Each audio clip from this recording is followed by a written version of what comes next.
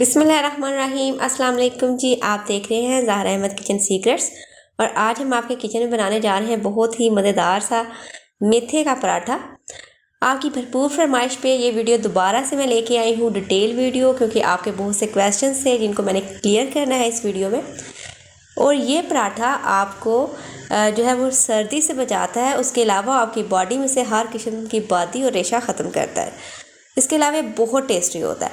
तो आप लोगों का ये पूछना था कि मेथी हमने ऐड करनी है या मेथे ऐड करने हैं।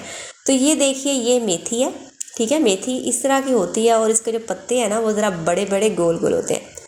तो ये आपने नहीं लेनी, ठीक है। आप इसको किसी भी सब्ज़ी वाली शॉप से ले रहे हैं या किसी भी सब्ज़ी वाले से ले रहे हैं तो उससे आपने ये कहना है कि हमें मेथे चाहिए, मेथी नहीं लेनी, ठीक है जी। तो मेथे उस तरह के होते हैं, मेथों के जो पत्ते होते हैं वो ज़रा बारीक होते हैं, तो मेथी नहीं आपने लेनी, मेथे लेने हैं, ठीक है।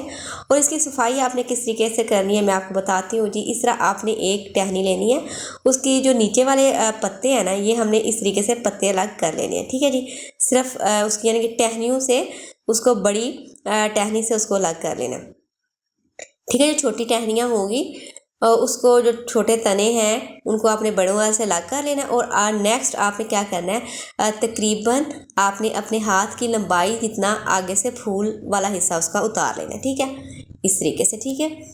उसके बाद आपने इसका जितना आपके हैंड में आ सकता है वो आपने ले लेना है। ये मैं आपको 3 गिलास आटे के लिए बता रही हूँ, 1 किलो मेथे, क्योंकि अगर आप थोड़े आटे में ज़्यादा मेथे ऐड कर देते हैं ना तो उससे क्या होता है कि वो कड़वा हो जाता है पराठा, बच्चे फिर से खुश होकर नहीं खाते। तो अभी जो मैंने आपको इसकी रेशो बताई है ये इसकी परफेक्ट रेशो है, इससे ना तो इसकी तासीर कम होगी और ना ही ये कड़वा होगा। तो इस तरीके से आपने इसको काट लेना है। काटने के बाद आपने इस तरह खुला पानी लेना है, ठीक है। और ये सबसे इसका आसान तरीका होता है कि आप उसमें छलनी रखें और उसको वॉश कर लें। तो ये देख सकते हैं आप पानी इसका कितना मैला है। तो इसी तरीके से आपने इसको 2 से 3 दफ़ा जो भी आपने लेना है, एक टाइम पे एक बैच जितना भी आपने उसका रखना है उसको आपने 2 से 3 दफ़ा वॉश कर लेना पानी में, ठीक है। इसी तरह हम 1 बाय 1 सारा वॉश कर लेंगे। वॉश करने के बाद आपने उसको किसी स्ट्रेनर में, किसी छाननी में रखना ताकि उसका पानी निकल जाए। उसके बाद आपने सिर्फ 1 कप आप इसमें पानी ऐड कर लें और आप उसको ब्लेंडर वाले जग में या चॉपर में इस तरीके से चॉप कर लें। फिर आपने पानी नहीं ऐड करना।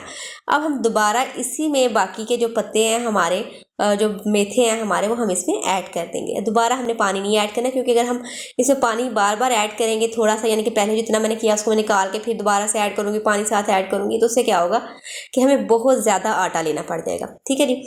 तो इस तरीके से ये आप देख सकते हैं कि उसी में मैं बार बार जो है वो मेथे ऐड कर किए हैं। टोटल मैंने 1 कप पानी ऐड किया है इसमें और हमारे सारे मेथे बहुत अच्छे से जो है वो ग्राइंड हो चुके हैं। अगर इन केस आपके पास ब्लेंडर भी नहीं है, चॉपर भी नहीं है, तो जो कुटनी होती है ना आप उसमें इसको कूट लें, ठीक है जी। आटा मैंने ले लिया है इसमें 3 गिलास, ठीक है।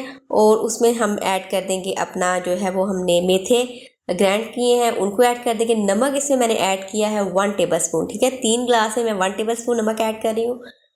1 टेबल स्पून मैंने इसमें ऐड की है लाल मिर्च, ठीक है। उसके बाद इसमें मैं ऐड कर दूंगी ज़ीरा 1 टीस्पून और खुश्क धनिया पाउडर ऐड कर दूंगी 1 टेबल स्पून। अगर आप इसको ज़्यादा स्पाइसी करना चाहते हैं तो आप इसमें हरी मिर्चें भी कूट के ऐड कर सकते हैं।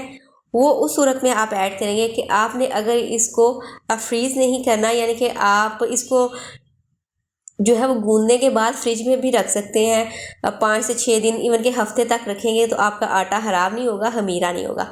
और अगर आप इसमें मिर्चें ऐड की हैं तो आप इसको फ़ौरन से यूज़ करना, फिर आप इसको फ्रिज में रखेंगे तो ये खमीर हो जाएगा, ठीक है जी। तो ये मैंने आपको बता दी। अगर आप इसको स्पाइसी, मज़ीद स्पाइसी इसमें ऐड करने तो आप इसमें हरी मिर्चें कूट के ऐड कर दें, लेकिन उस केस में आपको सारे का सारा आटा उसी वक्त यूज़ करना पड़ेगा, या डे में यूज़ कर लें, नाइट में यूज़ कर लें, यानी कि 24 घंटे में आप उसको यूज़ कर लें। तो ये बिल्कुल जैसे हम दूसरा आटा गूंदते हैं, मज़ीद अगर पानी की हमें ज़रूरत होगी तो उसमें हम नीम गर्म पानी जो है वो ऐड करके इसको गूंद लेंगे। जिस तरह आप अपना नॉर्मल आटा गूंदते हैं रोटी के लिए, जैसे वो ना सख्त होता है और ना ही ज़्यादा नरम होता है, नॉर्मल आटा आपने इसका गूंद लेना है। उसके बाद आपने इसको देना है स्टे, तकरीबन कम से कम आपने इसको आधे घंटे का स्टे देना है। और आप इसको ओवरनाइट भी गूंद के रख सकते हैं। अगर ओवरनाइट आप इसको गूंद के रखेंगी तो आपकी रोटियाँ बहुत ज़्यादा स्पाइसी बनेंगी।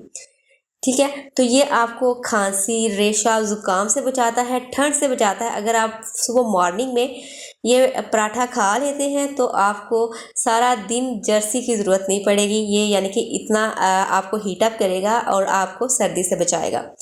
और अगर आपको रेशा है, ज़ुकाम है, खांसी है तो वो ठीक कर देगा।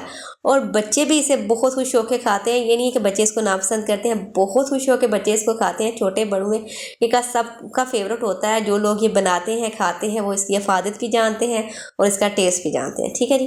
तो इसको हमने आम रोटी की तरह बेल लेना है। ठीक है, जैसे हम उसको आटा लगा के बेलते हैं उसी रोटी की आपने मोटाई रखनी है।